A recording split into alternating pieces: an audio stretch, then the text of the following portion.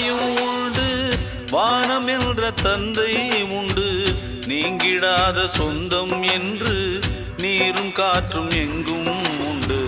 பூபாளம் பாடும் காலை வந்து வரவேற்கும், தாயின்றி நின்ற பிள்ளை தன்னை என்றும் காக்கும்.